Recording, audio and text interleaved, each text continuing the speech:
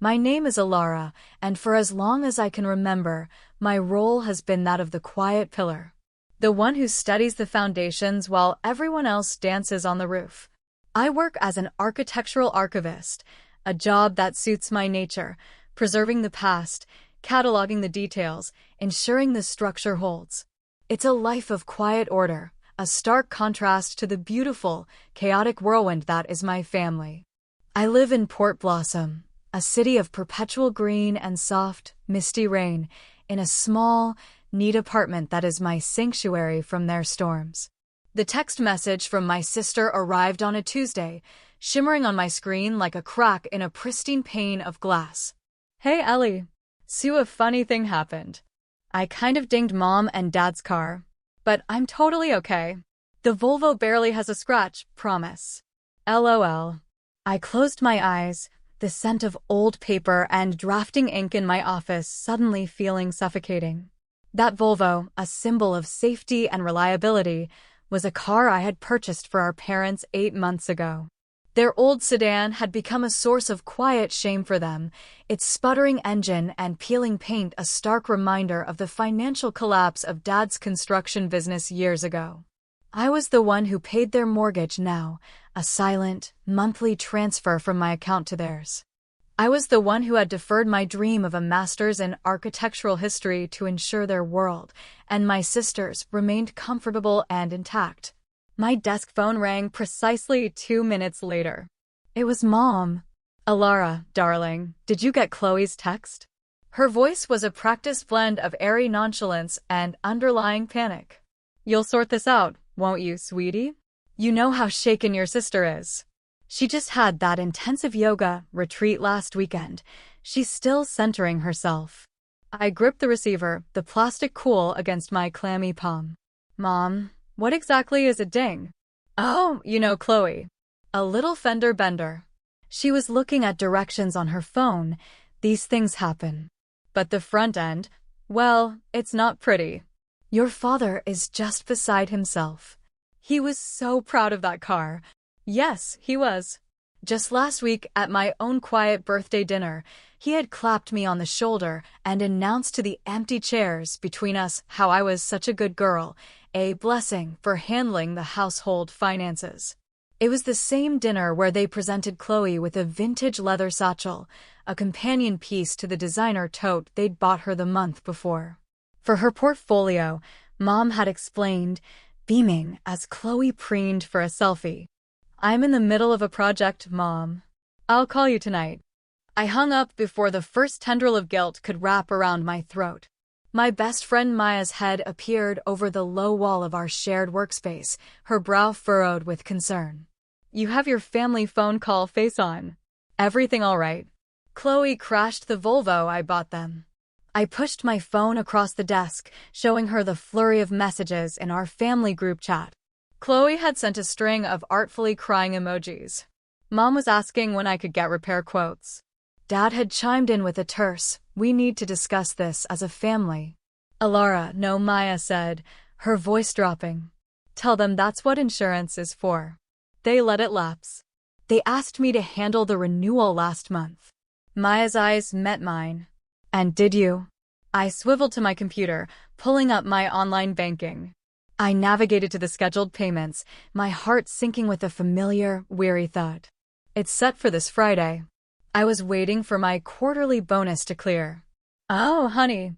Maya's voice was soft, but her gaze was firm. You can't keep being their emergency fund. You are not a line of credit. I know, but did I really? Last Christmas, it was Chloe's spiraling art school loans, a sum that had wiped out my travel savings. In the spring, it was a new water heater and furnace for the house. Every season brought a new leak, a new crisis that only my steady income could patch. My phone vibrated again. A photo from Chloe, this time of the Volvo's front end, crumpled like a sheet of paper against a telephone pole. It was followed by a text that read, I need you, Ellie. I really don't know what I'd do without you. I stared at the image, the background of the photo showing the familiar boutique-lined street where Chloe shopped. A fender bender. Right. I thought of my birthday dinner, How I'd shown up in my sensible work slacks a little late after finalizing a delicate preservation plan for a historic downtown building. Mom had barely glanced up from admiring Chloe's new silk scarf. "We didn't get you a proper gift, sweetie," she'd said, handing me a slice of grocery store cake. "You understand, with Chloe needing the supplies for her new jewelry-making class." I'd nodded, swallowing my disappointment along with the dry, cloying cake. I always understood. "Alara, she's calling you now." Maya's voice broke through my reverie. I declined the call, a small, rebellious act that sent a jolt through my system. Instead, I knelt and unlocked the bottom drawer of my filing cabinet, pulling out a simple, sturdy, cloth-bound ledger. "What's that?"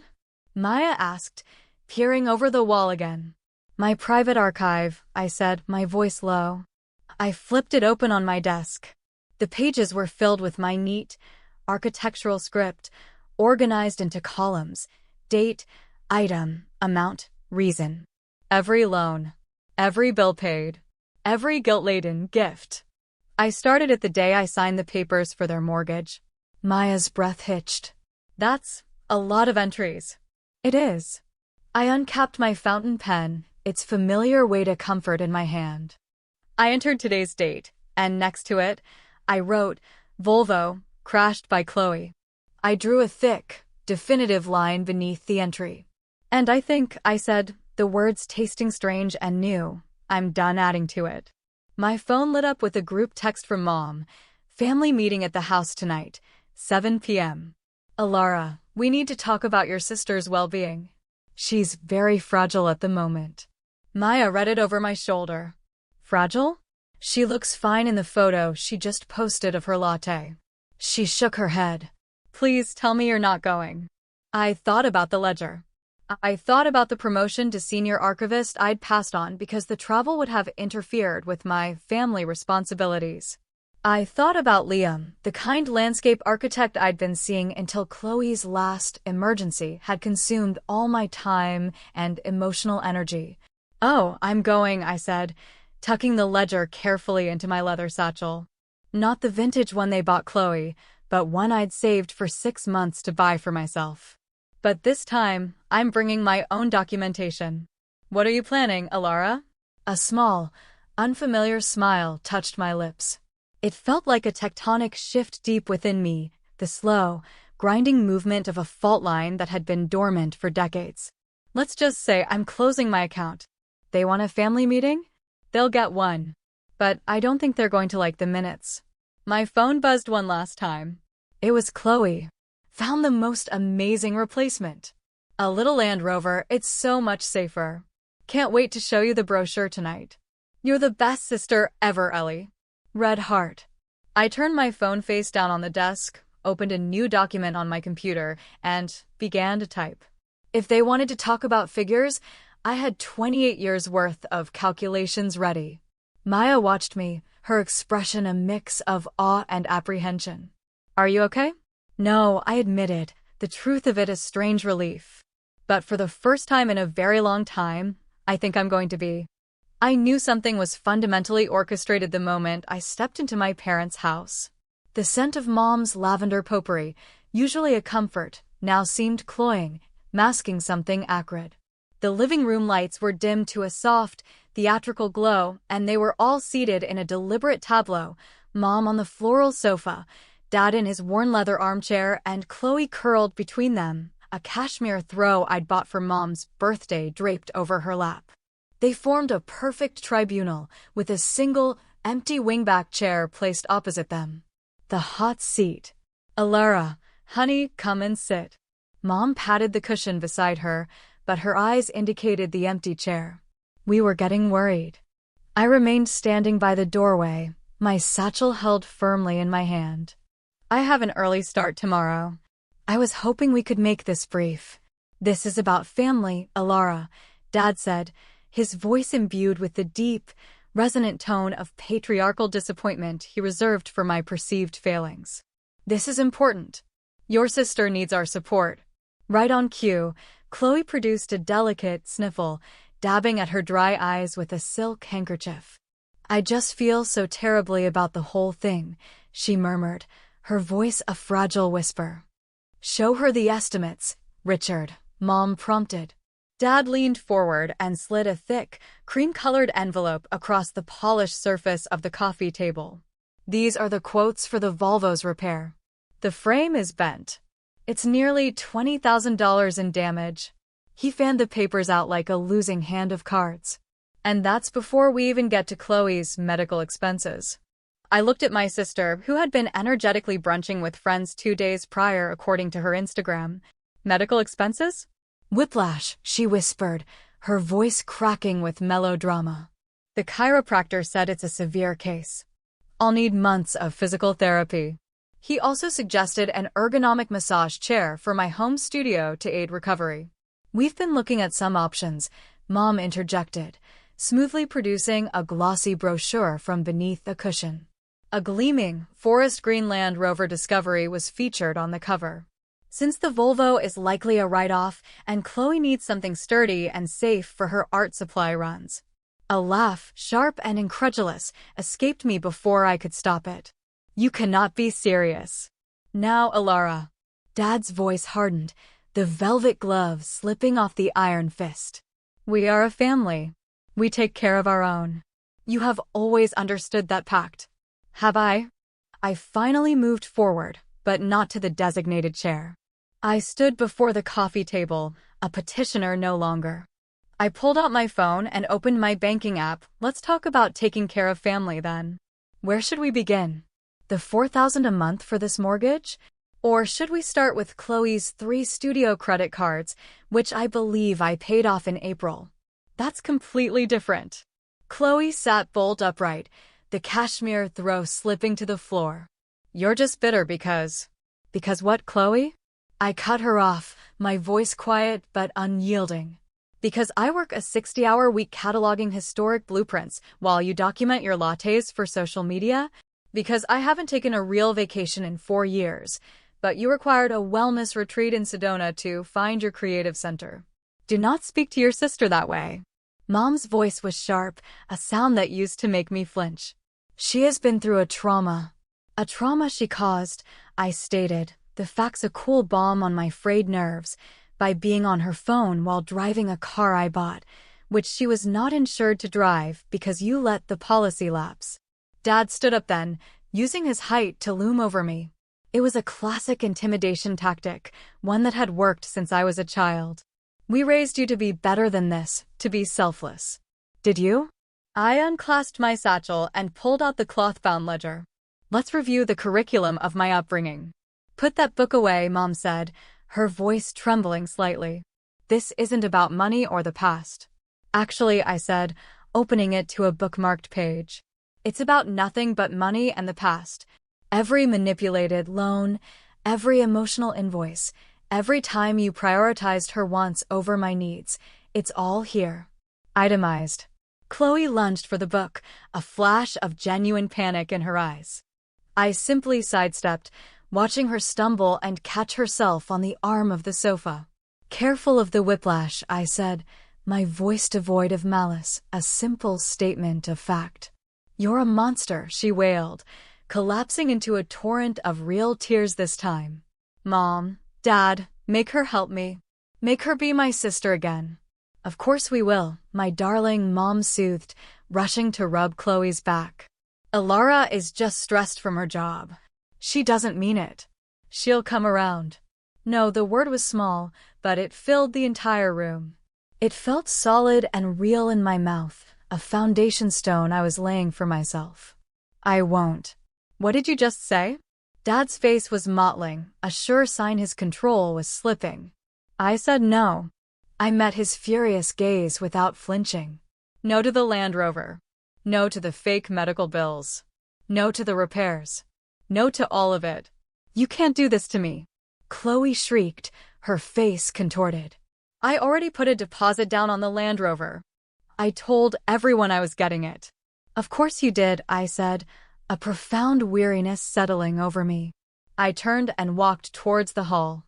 But for the first time, Chloe, your choices are not my financial responsibility. If you walk out that door, Alara, Dad's voice boomed behind me. Don't you bother coming back. I paused at the threshold, my hand on the cool brass knob. I turned and looked at the three of them, a perfect portrait of codependent dysfunction. Is that meant to be a threat or a gift? You have been taking from me, emotionally and financially, for my entire adult life. What, precisely, would I be losing? Your family. Mom cried, her voice laced with genuine desperation. We are your family. No, I clutched my ledger to my chest. It felt less like a book of debts and more like a declaration of independence. You have become my burden. And I am finally putting you down. Chloe's voice, high and shrill, followed me as I opened the door. You'll be sorry. You'll be nothing without us to take care of. I stepped out into the cool, damp port blossom night. The air smelled of rain and wet earth and freedom. My phone buzzed in my pocket. It was Maya, checking in. How did it go?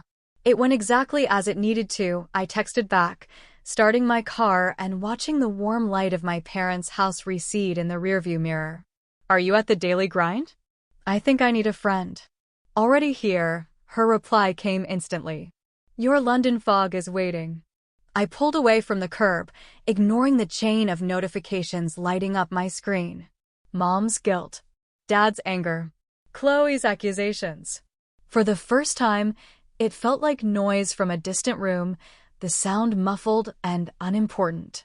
Another text came through, this one from Sophie, Chloe's on again, off again best friend. Hey Alara. Just heard from Chloe. For what it's worth, she was test driving luxury SUVs all last week. She told me she just had to create the right emergency because she knew you'd never say no to her. Thought you should know the truth. A bitter smile touched my lips. I wasn't surprised. I was just tired. So deeply, profoundly tired of being the responsible one, the reliable one, the quiet pillar they all leaned on until it cracked. But the pillar wasn't cracking anymore. It was walking away. I glanced at the ledger on the passenger seat, its weight both a burden and a ballast. They wanted a family meeting? Fine. They'd gotten one. But the final accounting was yet to come. $142,651, I said, my voice steady. The receipts and bank statements were spread across Maya's small, wooden dining table like cartography of my own ruin. And that's just the last 5 years. It doesn't include the mortgage. Maya let out a low whistle, pushing her glasses up her nose to stare at a particularly damning receipt from a high-end electronics store. Emergency home theater system? Dad said the old TV was bad for Mom's eyes and that watching movies together was critical for family bonding. I tapped a credit card statement. This trip to a vineyard in Napa? Chloe's artistic retreat to study color palettes. My phone, which I'd placed face down on the counter, buzzed insistently. Mom, your sister is inconsolable. She's developed a terrible migraine from the stress. How can you be so callous? Just turn it off, Maya urged. But then a call came through from a number I hadn't seen in over a year. Liam. My hand trembled as I answered, stepping into the relative quiet of Maya's balcony. Hey, Alara. His voice was just as I remembered it, warm and steady, like the aged would he so often worked with.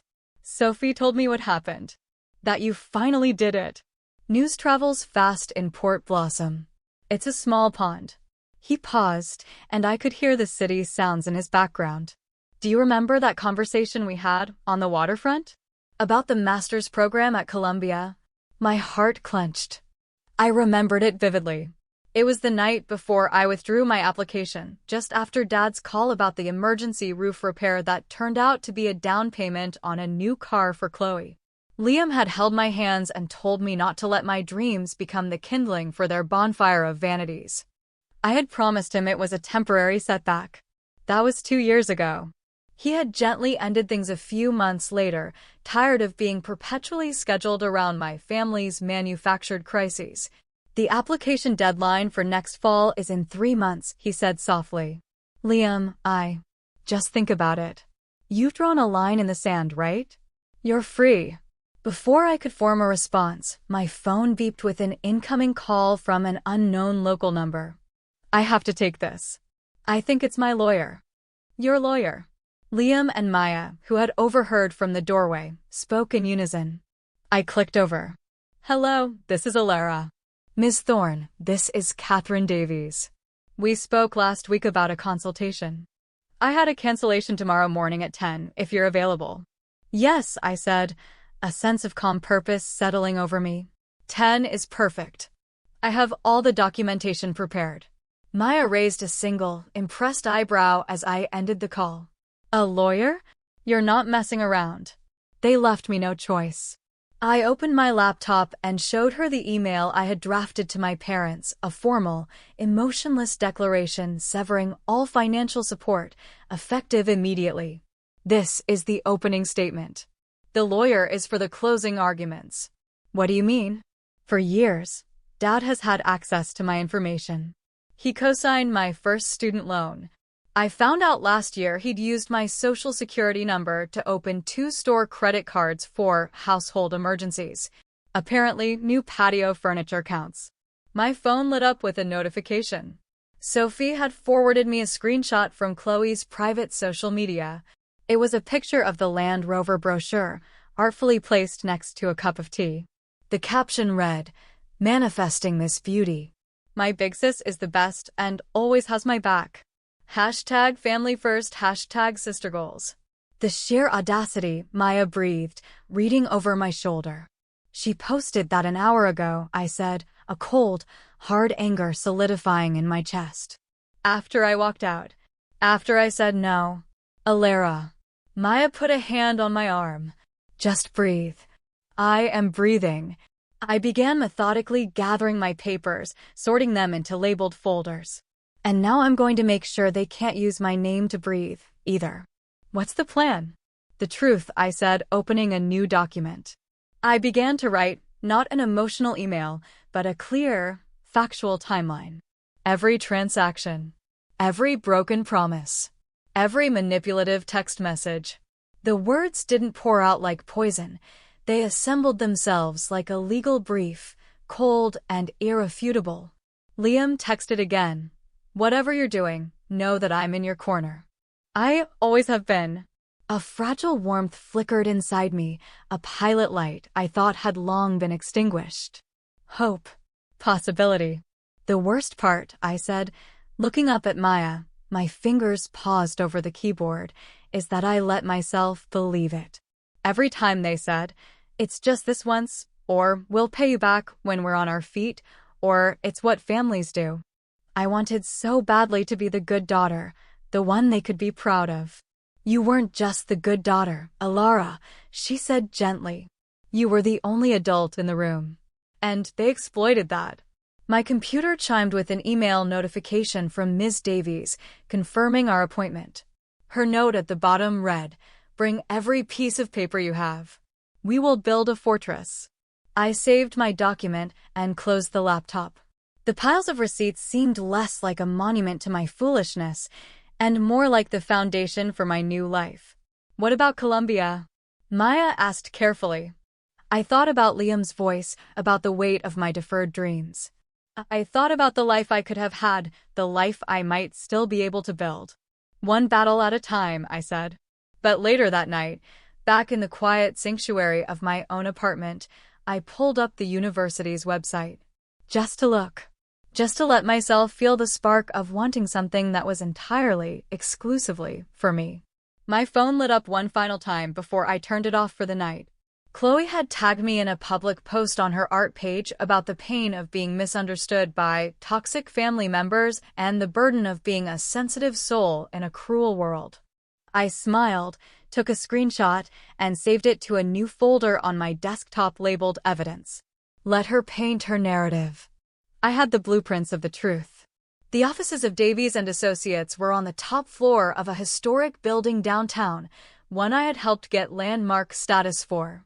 The view of the Port Blossom Harbor was spectacular, a panorama of bridges and water and distant, green hills. This ledger is a work of art, Catherine Davies said, her sharp eyes scanning the neat columns. She was a woman who radiated competence, her tailored suit as crisp as her legal arguments. Most clients come to me with a shoebox full of crumpled receipts and a lot of anger. You've come with a case file.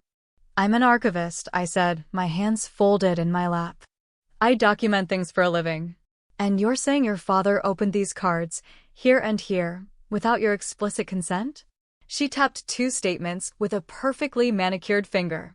He had me sign a form years ago he said was for adding me to their cell phone plan. I was 20. I trusted him. I now believe that was a blanket credit authorization. Ms. Davies made a sharp note on a yellow legal pad. This is fraud, Alara. Not just a family squabble. We could pursue criminal charges. The thought sent a chill through me, despite my resolve. I don't want my father in jail. I just want it to stop. I want to be financially disentangled from them completely. A clean break, she nodded. Sometimes a well-worded letter and the credible threat of litigation are enough to achieve that. She pulled a sheaf of papers towards her. This is a cease and desist letter. It will formally notify them that all financial ties are severed. It will also demand they close any accounts opened in your name and warn them that any further attempts to contact you for financial assistance or to use your credit or good name in any way will result in immediate legal action. As if on cue, my phone vibrated. A text from Mom. We're having a family dinner on Saturday. Your father is making his pot roast. It's not a request. We need to resolve this unpleasantness. I showed the screen to Ms. Davies. They believe this is unpleasantness that can be resolved with pot roast. Then we will have to clarify the situation for them. Her assistant buzzed through on the intercom. Ms. Davies, a Mrs. Thorne is on line 1. She says it's a family emergency. Tell Mrs. Thorne, she said without looking up from her notes, that all future communication regarding her daughter must be directed through this office. Then block the number. I walked out an hour later, my satchel feeling significantly lighter, even though it now contained a thick folder of legal documents. On the rain-slick sidewalk, a hesitant voice called my name. Alara? Wait up. It was Sophie, Chloe's friend, huddled under the awning of a bookstore. Chloe would kill me if she knew I was talking to you, she said, her words coming in a rush. But you need to know what she's telling people. We ducked into the daily grind, the coffee shop where Maya and I so often sought refuge. Over steaming mugs, Sophie recounted Chloe's latest narrative. She's telling everyone you had a breakdown, that you've cut them off and stolen their savings, and that you're the reason they're going to lose the house. I laughed, a real, genuine laugh that startled both of us. She's not entirely wrong about the last part. I'm no longer paying their mortgage, so losing the house is a very real possibility.